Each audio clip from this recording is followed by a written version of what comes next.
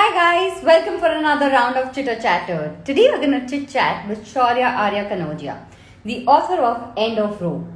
I'm sure you'll have seen me read this book because I've been reading this book last entire week, and I must tell you that it had a lot of confrontations, a lot of things, and I cannot give you all spoilers. But I can make you all chit chat with the author and know all that went behind writing this book. If you haven't read this book, then go on Amazon and download your copy on Kindle or buy your copy right now. I'm sure you're going to love the book. But right now, if you have any more questions besides the questions that you'll send on my story to ask the author, you are free to send in here. Hi Neha. Hi everyone out here. Thank you for joining in our live sessions. Thank you for sending in the hearts. Thank you for sending in all the love. Hello Neha Nagpal. Hello. Hello Renuka, and let's see if the author is here. I cannot wait to chit chat with him because I want to know what went behind this entire book. I have so many questions. Being an author, I know writing a story is very difficult, and a lot of you have also asked me that what went behind this entire story, what made the author write this, and a lot more. So let's see if he's here and send him a request. Being Ansari official, hello.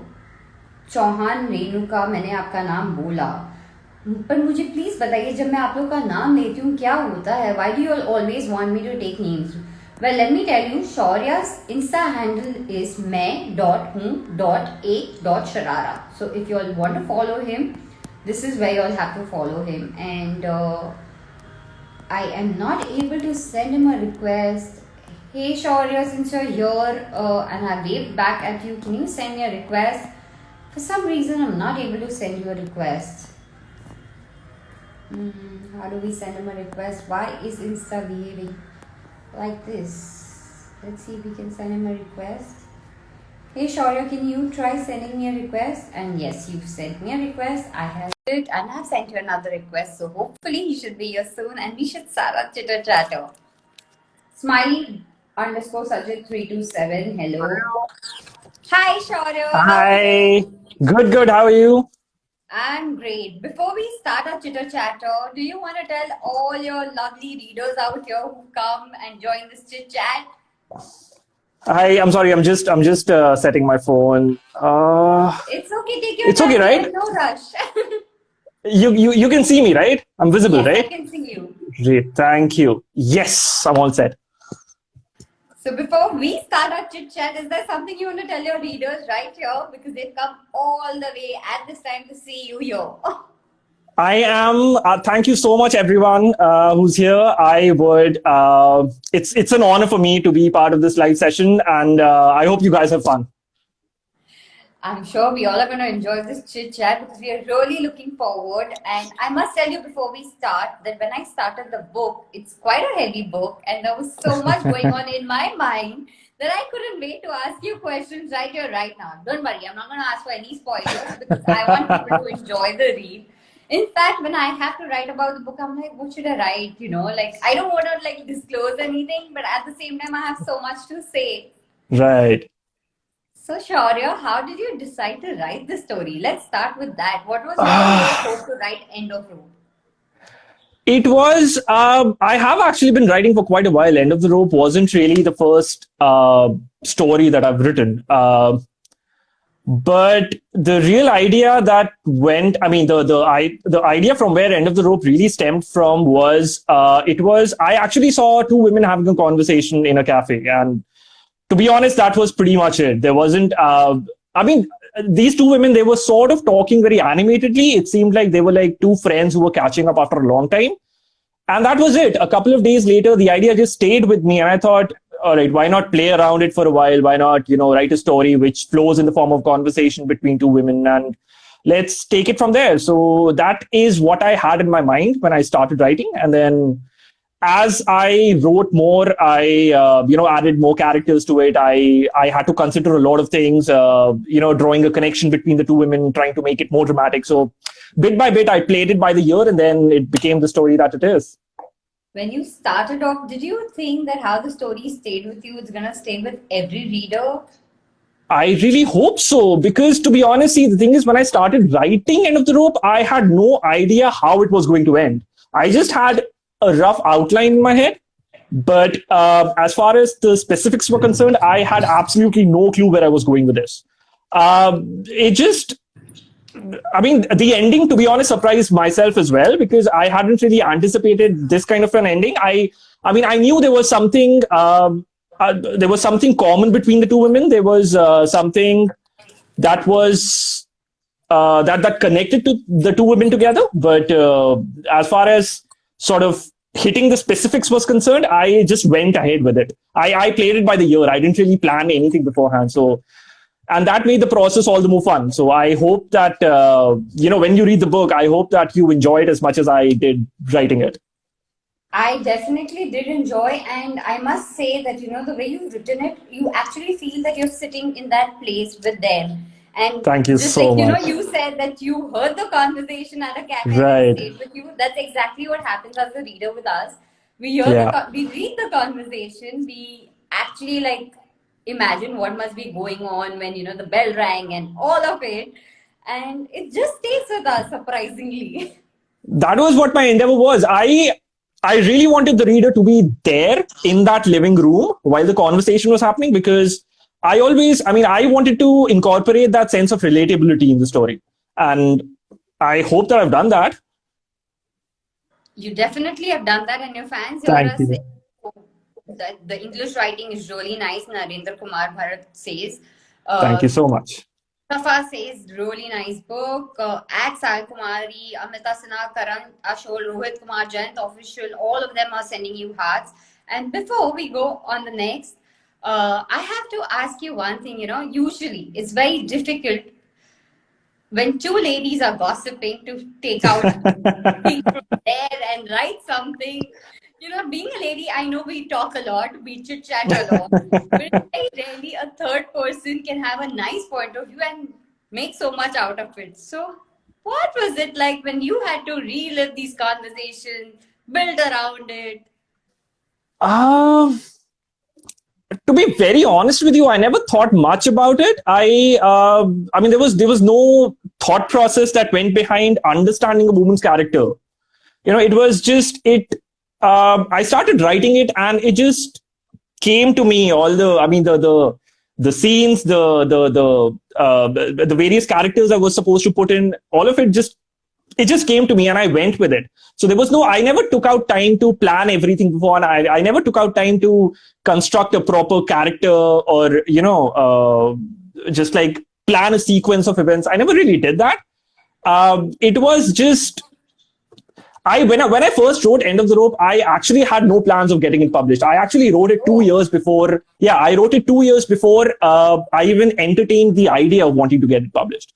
So at that time, it was just this one story that I had in my head, and I thought, why not write it, share it with a few friends, and that was it. It was only after a couple of years when I just thought, on a whim, why not, send across a few queries to a few agents, to a few publishers, and let's see what kind of response I get. And yeah, so as far as the seriousness of the story is concerned, I was not serious when I was writing it. I just wrote it because I had this thing in my head, and without any fear of how will it be perceived by someone. I did not have that, to be honest.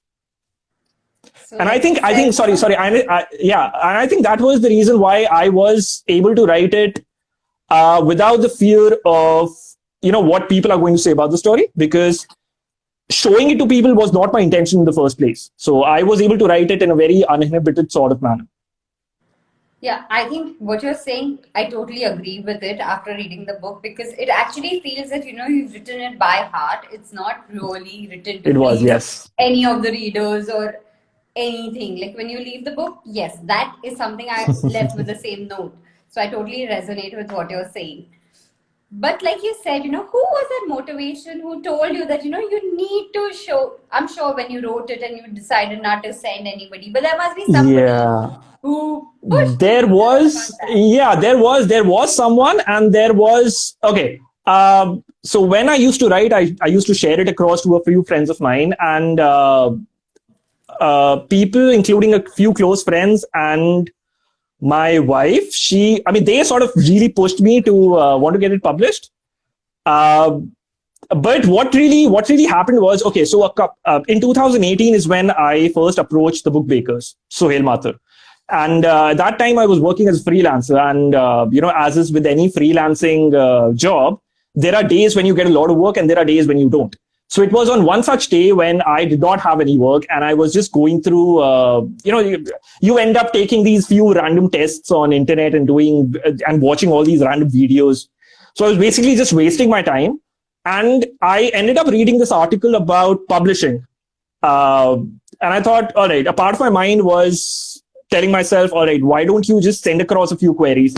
I mean, you've got nothing to lose. Just see what people have to say about it. So I sent across a query to all of these different agents and publishers, and Sohail was one of the people who responded, and that's how we took it forward. He told me what were his submission guidelines, what all documents I was supposed to send in. So I did that, and then 10 days later, I get a call from him saying all looks good, let's proceed, and then that's how the ball really started rolling. So it was basically boredom, which really propelled me to want to, visualize getting published. So I think you even use your boredom to the fullest. So guys, I'm going to highlight this. If you're bored, if you're watching videos, someday something is nothing like it. Nothing like it. You need to get bored more often, seriously. So when are you getting bored next so that you start writing again and you get bored next so that you can connect with Suhail and book making next one? I have actually sent across the draft of my second book to him, so it's currently in the works.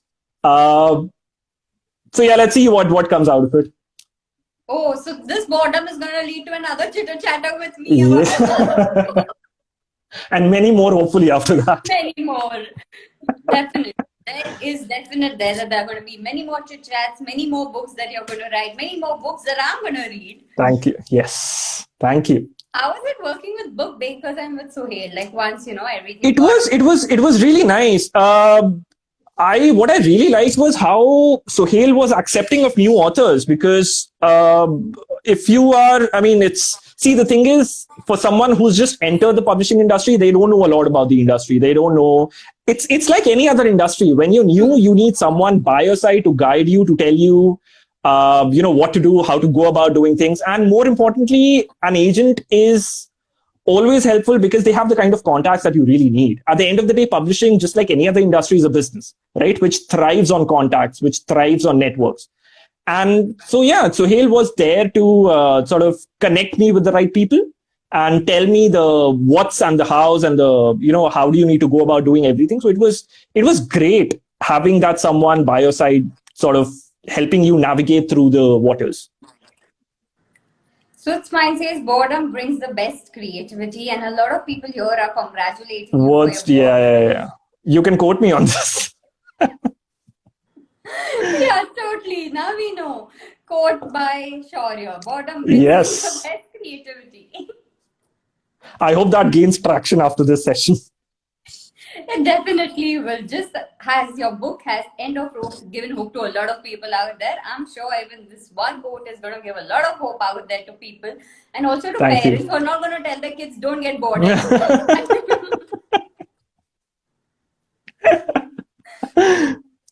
No, but I think it is. I think it is a bit of a problem, isn't it? Like these days, there's so much emphasis on being busy all the time, on being productive all the time, that any minute that you spend not doing something is almost equated to worthlessness.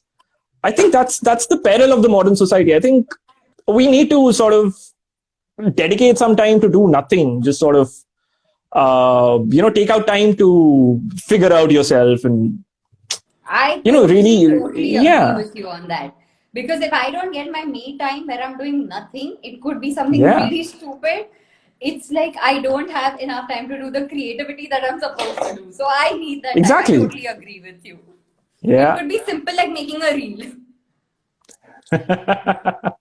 Yeah, but actually, yes, I agree with that. You need your me time to figure things out more than anything else. Even if you're not doing anything productive or constructive, there are a lot of things that go in your head which need to be sorted time and again. So taking out time for yourself, I think it's necessary.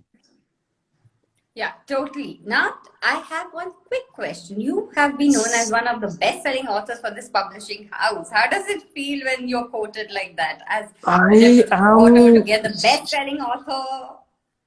I'm hugely honored. It's been I don't know, it's been a dream for a long time to be an author. It's I think it's a major achievement to be a published it's a major achievement to be a published author in the first place, let alone be a best-selling author. So I just count my lucky stars that I am where I am right now.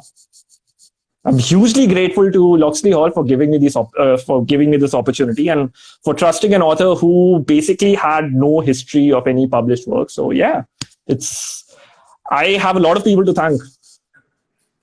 You want to start your thank you speech? We are all yours.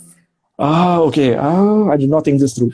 All right. So I would start by wanting to thank my family, definitely, my wife, my parents. I would like to thank Suhail, Loxley Hall, my friends who've before I started this publishing journey, who were there to sort of read through my work, offer criticism, and to all the people who've helped me market my book, including you. So thank you so much for having me here. We are glad to have you here. It was our pleasure, and we are really enjoying this chit chat as much as we enjoyed the book. Thank you. So there is somebody questioning. Ishan says, "Hello, sir. Where do we draw the line between me time and falling into the loop of unproductivity?"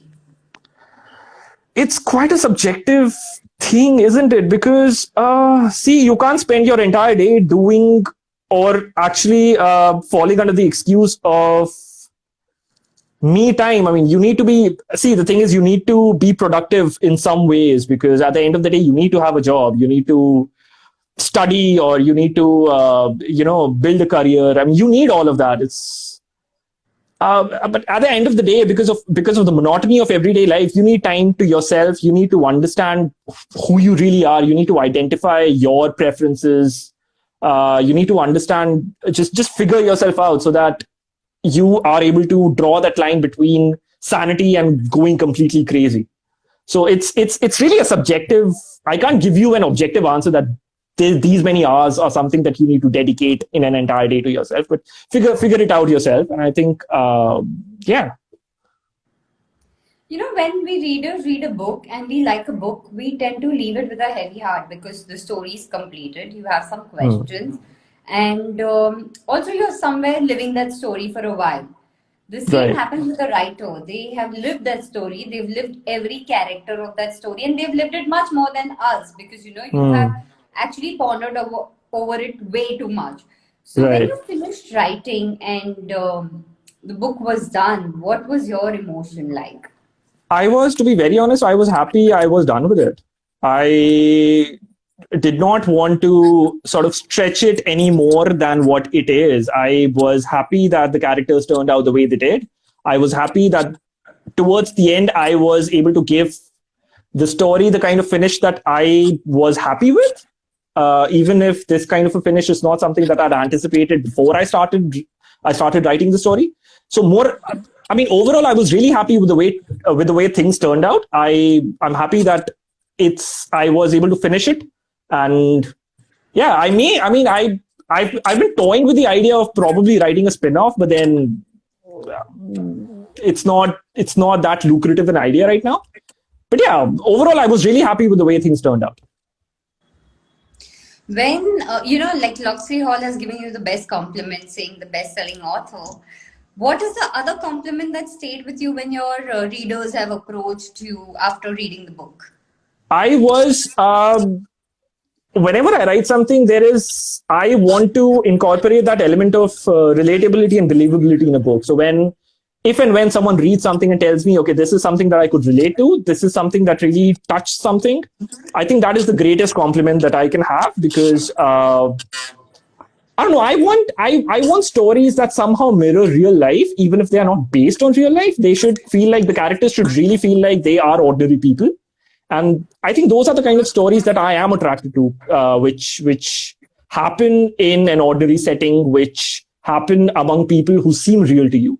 So when someone tells me the book was relatable, I think that is That is the kind of criticism or compliment that I hope to receive. Ishan Gupta says it is always there. Your short stories are always very beautiful. Thank you so much. So Shaurya, now we're gonna play a quick round of answer in one word. And Oh or wow, maybe okay. I can give you a sentence, but not more than that, and you don't get time to think at all. Oh, so it's one of those whatever comes into your mind, just say it. Yeah, like the first thing Right. that Okay. comes to your mind. But before Right. that, there's a question that I would like to ask you because somebody just asked, how do you manage to consistently write great short stories? Okay. I don't know about great short stories, but writing short stories is a challenge in itself because when you're writing a novel or a novella, then you have space to play around with the idea to write something that's longer. But in a short story, it needs to hit the point right from the first go. In a short story, you need to sort of strike the nail in the first blow. So that's challenging in itself. But it all really depends on what kind of an idea do you have. If you have a great idea, it can turn into a great short story. But it's it kind of like really depends on the kind of idea that you have, and how effectively you're able to turn that idea into a story. There's no dedicated science behind converting a good idea into a story. It's something that you just go ahead with it. That's what I do. I mean, whenever I have a good idea, I just go ahead with it. If it turns out good enough, that's good enough. If it doesn't turn out well, I probably try to make the best out of it. Okay, back to work round where what comes to your mind, you say it right away, no thinking, Right. nothing at all. Do I need to be nervous? Book? No, actually, I'm quite simple, like very simple questions. So you don't need to get nervous. The nervousness is here where I have to ask the question and I have to be grammatically correct because I'm interviewing an author. So I'll take care of the nerves. Okay, that makes me nervous even more. All right. Okay, so to begin with, your favorite book? All right, you have me here. I'm currently reading Troubled Blood by Robert Galbraith, so I'd probably go with that. A book that made you cry? I don't know. I've never cried reading, so. A book that made you laugh? P.G. Wodehouse. I'm forgetting the name. It was one of the Jeeves stories. I'm forgetting the name. Sorry. Favorite animated book? Like cartoon. I haven't read any animated books. But if I can answer this with a movie, I'd probably say Kung Fu Panda. Okay. Favorite script? A book, a movie that if it was in a script form, you would have loved it. The Girl with the Dragon Tattoo. And I'm talking about the movie. Okay. So that in the script form, you would have loved to read it, correct? Yeah. Okay. Somebody's saying Wimpy Kid also, unanimously anonymous. When you were thinking of P.G. Wodehouse and all, so they are coming up with books too. Three books that you would tell your readers to read besides your book. Definitely The Shining, The Girl with the Dragon Tattoo, and I would say Gone Girl. Favorite author? Stephen King. Books or adapted into movies? Books. Although there have been movies which I've immensely loved. Gone Girl was a terrific movie. Psycho was a terrific movie. Both of the movies were made from books, but if I have to choose one, I'd say books. If you had to cast two girls in End of Don't ask me that. Don't ask me that. Don't ask me that. The other one. I don't know. Don't ask me that. Seriously. Because once I start thinking about this question, it's sort of like a slippery slope. Then I start imagining that my book would eventually one day become a movie, and then I just build these castles of dream in my head, and just That's good, Don't be. No, that's good. No, that's great. But then see, there are some things that are beyond your control, right? In my control was writing the book, but what happens to it after that, it remains to be seen by people who are responsible for that aspect. So I honestly don't know. I honestly don't know the answer to that question. I'm really fumbling with my answer. I'm so sorry. Okay, let me tell you, people. One of the girls can be played by me. I'm being very blunt here. The other one, I should have gone with that. I should have answered with that. It was right in front of me. see, I told you I'll make you nervous at some point. I'll remember this. I'll remember this for the next Chitter chapter. Okay. So, the next question. Yes. Favorite genre when it comes to reading? Suspense thrillers. One word that comes to your mind when we say book bakers. Great literary agent. That's 3 words, but yeah. One word for Loxley Hall Publishing. Great publisher. I'm falling short of words. This is so embarrassing. Come on, as a writer, you can't feel short of words. No, but these guys have really been great. I mean, I don't know. I don't think there are a lot of publishers out there who give a first-time author as an opportunity as they did to me. The kind of trust that they showed in my writing, I think I am hugely grateful to Loxley Hall for this opportunity. So yeah. Okay, so Rahul _ Big Big is asking any suggestions on how to go step by step to getting a book published. Find a literary agent. I mean, the first step would actually be but then once you've written a book, find a literary agent because you need an agent by your side. It's unless you know the ins and outs of the publishing world. If you do, then I think you more or less are going to be familiar with, what are the various processes and what are the various steps in getting your book published. But if you have no idea about the world of publishing like I did, an agent is one guy who can help you sort of really understand what goes on in the industry. What are the kind of publishers who are more accepting towards first-time authors? What are the kind of publishers who are accepting certain genres? I mean, they have inside knowledge about all of these things. So it'll help you save time. It'll help you pitch your book to the right people. And at the end of the day, like I said, it's like any other business. You need to know the right people. You need to get in touch with the right kind of people. And that's where an agent really steps in. Hello, Rushad. Okay, tell me, if you had to make your book into a story narration, the audiobook, how would you? Who's it going to be?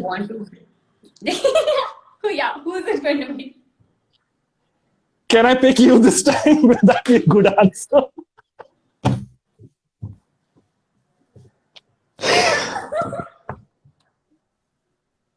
But yeah. Sorry, go ahead. Okay, thanks for picking me finally. If you had to make this into an audiobook, would you like to record it yourself, or would you want 2 ladies to have the conversation the way they're having it in the book? I would love to have 2 ladies doing it because I'm not really confident with my style of narration. But any which ways, I mean, because the whole story is based on 2 stories, so I think it'll make more sense if there are women who are actually enacting the entire story. So, on this yes, note, one of the women will be you. Yes. Thank you. I shall make my debut in audiobooks. But thanks, Shaurya. It was great having you on this Chitter Chatter. Thank you for writing. Thank you so much for having me. Best wishes for your next book and for many more books. Thank you so much. And guys, if you all have missed this story or our laughter or our chit chat, this thing is on IGTV. So please do watch our entire Chitter Chatter there, and also tell your friends to watch. And if you all haven't read his book, go on Amazon and just buy a copy. Do it, please. Help me get rich. That's my dream. Please do it. Well, my dream is also that your book gets converted into a movie, and you know who to pay. If it does happen, I'll tell whoever the producer or the director is to actually approach you first, without a doubt. Okay, I'm really happy, and on this note, have a happy Sunday and see you soon. Thank you so much for having me here.